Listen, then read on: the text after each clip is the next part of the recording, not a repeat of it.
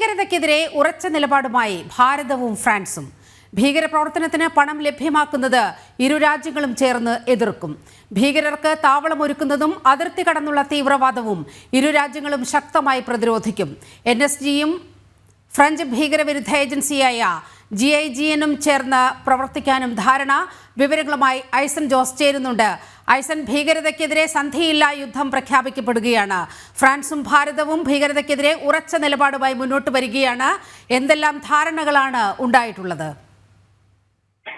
നിരിമ, തീർച്ചയായും ശക്തമായ ധാരണകളാണ് ഇരു രാജ്യങ്ങളും തമ്മിൽ ഭീകരതയെ പ്രതിരോധിക്കുന്നത് സംബന്ധിച്ച് ഉണ്ടായിരിക്കുന്നത്. നമുക്കറിയാവുന്നതാണ്, ഭീകരതയ്ക്ക് ഫണ്ടിംഗ് നടത്തുന്നതാണ് ഭീകരതയെ സംബന്ധിച്ചിടത്തോളം ഏറ്റവും പ്രാധാന്യമേറിയ ഒരു ഘടകം. അത് അത്തരത്തിലുള്ള ഫണ്ട് ലഭിക്കുന്നതോടുകൂടി അവർ ശക്തമായ രീതിയിൽ പ്രവർത്തിക്കാൻ ആരംഭിക്കുന്ന ഒരു സാഹചര്യം ഉണ്ടാകുന്നു. ഇത് തടയുന്നതിന് വേണ്ടി ഇരു രാജ്യങ്ങളും ശക്തമായി സഹകരിക്കാനുള്ള നീക്കമാണ് ഇപ്പോൾ ഉണ്ടായിരിക്കുന്നത്. സമാനമായ രീതിയിൽ ഇരു രാജ്യങ്ങളുടെയും സൗഹൃദ രാഷ്ട്രങ്ങളോടും ഇത്തരത്തിൽ ശക്തമായ സാമ്പത്തിക സഹായം പ്രതിരോധിക്കുന്നതിനുള്ള അവസ്ഥകൾ, സമ്പത്ത് ലഭ്യമാക്കുന്ന കാര്യങ്ങൾ പ്രതിരോധിക്കാനുള്ള നടപടികൾ സ്വീകരിക്കാനുള്ള നിർദ്ദേശങ്ങൾ നൽകുകയും ചെയ്യുമെന്നാണ് പ്രധാനമായും ധാരണ. നമുക്കറിയാവുന്നതാണ്, അന്താരാഷ്ട്ര തലത്തിൽ പ്രവർത്തിക്കുന്ന ഫിനാൻഷ്യൽ ആക്ഷൻ ടാസ്ക് ഫോഴ്സിന്റെ സഹകരണത്തോടെ കൃത്യമായും ആ മാനദണ്ഡങ്ങൾ പാലിച്ച് ഭീകരവിരുദ്ധ നിലപാടുകൾക്ക് പിന്തുണ നൽകും. ഭീകരതയ്ക്ക് പണം ലഭ്യമാക്കുന്നതും അനുബന്ധമായി നടക്കുന്ന മയക്കുമരുന്ന് കച്ചവടം ഉൾപ്പെടെയുള്ള വിഷയങ്ങളെ ശക്തമായി എതിർക്കാനും ഇരു രാജ്യങ്ങളും തമ്മിൽ ധാരണയായിട്ടുണ്ട്.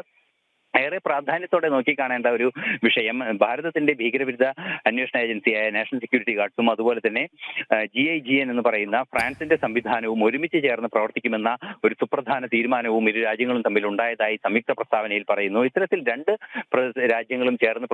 രാജ്യങ്ങളുടെയും അന്വേഷണ ഏജൻസികൾ ചേർന്ന് പ്രവർത്തിക്കുമ്പോൾ ഇന്റലിജൻസ് വിവരങ്ങളും അനുബന്ധ റിപ്പോർട്ടുകളും അതുപോലെ തന്നെ ഇന്റലിജൻസ് ഏതര വിവരങ്ങളും ലഭ്യമാകുന്നതിനുള്ള ഒരു സാധ്യത കൂടി തുറന്നു കിട്ടുകയും ചെയ്യും. ഈ ഒരു പശ്ചാത്തലത്തിൽ ഭീകരതയെ കുറെ കൂടി കാര്യക്ഷമമായി പ്രതിരോധിക്കുന്നതിനും ആക്രമണങ്ങളെ തടയുന്നതിനുമെല്ലാം സാധിക്കുമെന്ന ഒരു യാഥാർത്ഥ്യം കൂടി മുന്നിൽ നിലനിൽക്കുന്നുണ്ട്. എന്ത് തന്നെയായാലും അതിശക്തമായ ഒരു പ്രതിരോധം ഇരു രാജ്യങ്ങളും ചേർന്ന് ഭീകരതയ്ക്കെതിരെ നടത്തുകയും ഭീകരതയ്ക്ക് ഫണ്ടിംഗ് വരുന്നതും ഭീകരതയ്ക്ക് താവളങ്ങൾ ഒരുക്കുന്നതും ഭീകരർക്ക് താവളം ഒരുക്കുന്ന പാകിസ്ഥാൻ ഉൾപ്പെടെയുള്ള രാജ്യങ്ങളെ ആ കാര്യത്തിൽ നിന്ന് പിന്തിരിപ്പിക്കുന്നതിന് വേണ്ടിയുള്ള കർശനമായ നിലപാടുകൾ സ്വീകരിക്കാനും ഇരു രാജ്യങ്ങളും തമ്മിലുള്ള ചർച്ചയിൽ ധാരണയായിട്ടുണ്ട്.